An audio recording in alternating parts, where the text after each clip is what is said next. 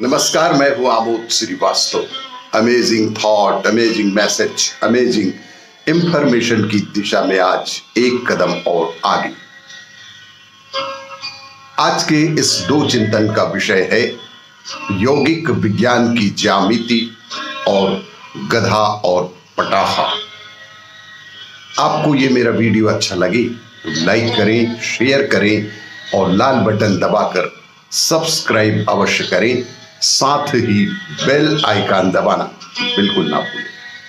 आज की इस प्रथम चिंतन का विषय यौगिक विज्ञान की ज्यामिति। हम बस पश्चिम की नकल करते जाते हैं। हम पश्चिम की नकल सिर्फ और सिर्फ वास्तुकला में ही नहीं, हर चीज में करते जा रहे हैं। भारत में बहुत सारी महिलाओं को रंगे बालों के साथ देखता हूं। आपके बाल किसी भी रंग के हों, आप उन्हें किसी भी रंग में रंग सकते हैं, लेकिन आपको यह किसी की नकल करते हुए नहीं करना चाहिए। हालांकि सालों पूर्व अंग्रेज हमें छोड़कर जा चुके हैं, लेकिन हमारे दिलो दिमाग में वे आज भी किसी न किसी रूप में मौजूद हैं। आपके बालों का रंग कोई मुद्दा नहीं है, लेकिन आपकी यह सिर्फ इसलिए नहीं करना चाहिए क्योंकि आपको ऐसा लगता है कि किसी और के बालों का रंग आपके बालों के रंग से बेहतर है। यह तो रंग भेद हो गया, यह तो सरासर रंग भेद हो गया। यह बाध्यता निश्चित रूप से वास्तुकला में भी आई है। यदि आप पीछे मुड़कर प्राचीन भारत को देखें, क्या गजब का सौंदर्य शास्त्र था भारत का। इसका एक पहलू ज्यामिति था। भौतिक जगत में सबसे महत्वपूर्ण पहलू ज्यामितिक पूर्णता है। सभी ग्रह सूर्य के चारों ओर चक्कर काट रहे हैं। यह इसलिए नहीं कि उन्हें स्टील के किसी मोटे तार से बांध कर रखा गया है। यह ज्यामितिक परिपूर्णता के कारण संभव है कि वे इस तरह चल रहे हैं। और इस सौर प्रणाली में यदि ज्यामितिक पूर्णता निकल जाए तो सब कुछ समाप्त हो जाएगा। यह सब गुमनाम अंधेरे में खो जाएगा। भौतिक स्तर पर सारा यौगिक विज्ञान अपनी व्यक्तिगत ज्यामिति की ब्रह्मांडीय ज्यामिति के साथ एक सीध में लाना ही बेहद जरूरी चीज है, और यही यौगिक विज्ञान की ज्यामिति भी है। आज के इस दूसरे चिंतन का विषय गधा और पटाखा। ईर्ष्या को हमेशा से एक कुटिल भावना के रूप में देखा गया है।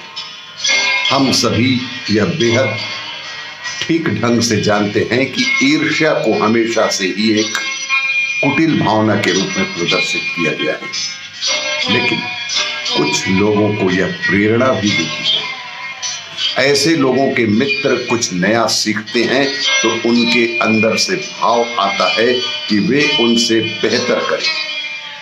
ऐसे लोग ईर्ष्या को नकारात्मक भावना नहीं मानना चाहते हैं। पहले लोग मजा लेने के लिए एक डिब्बे में पटाखे भर के किसी गधे की पूंछ से बांध देते थे। बचपन में ही सही, लेकिन एक डिब्बे में पटाखे भर के किसी गधे की पूंछ से बांध देते थे। विशेष रूप से दिवाली के दिनों में यह काफी लोकप्रिय खेल हुआ करता था। जब पटाखे छूटने लगते तब वो बेचारा गधा इधर उधर भागता था, घोड़े से भी ज्यादा तेज होकर। क्या आपको लगता है कि जीवन को प्रेरित करने का यह कोई अच्छा तरीका है? आपके पास और भी बेहतर और समझदार तरीके हैं। जब आपको लगता है कि आपकी पूंछ सुलग रही है, जब भी आपको ऐसा महसूस होता है कि आपकी पूंछ सुलग रही है, तो आप दौड़ सकते हैं। लोग कहते हैं कि अगर कोई कुत्ता आपके पीछे पड़ जाए तो आप वाकई में इतने तेज दौड़ने लगते हैं कि जितने पहले कभी नहीं दौड़े होंगे। लेकिन उसैन बोल्ट इसलिए तेज नहीं दौड़ते कि उनकी पूंछ में आग लगी है। वे इसलिए तेज दौड़ते हैं क्योंकि उन्होंने अपने पैरों और फेफड़ों को इस तरह तैयार किया है कि वे चाहे जैसे दौड़े वे सबसे तेज होंगे, अपने देश के लिए दौड़ेंगे। क्या यह तेज दौड़ने का सही तरीका नहीं है? क्या देश के लिए सही दौड़ने का तरीका नहीं है? अब यदि आप इसलिए तेज दौड़ना चाहते हैं कि एक कुत्ता आपके पीछे लगा है या आपकी पूंछ में आग लगी है, तो यह तेज दौड़ने का सुखद तरीका तो बिल्कुल भी नहीं है।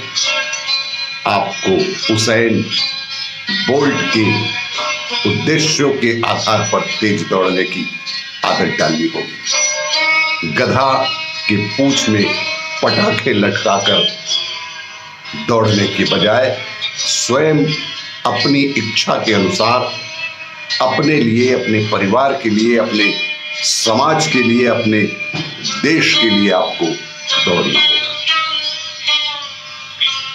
आपको ये मेरा वीडियो अच्छा लगे तो लाइक करें, शेयर करें और सब्सक्राइब अवश्य करें। धन्यवाद।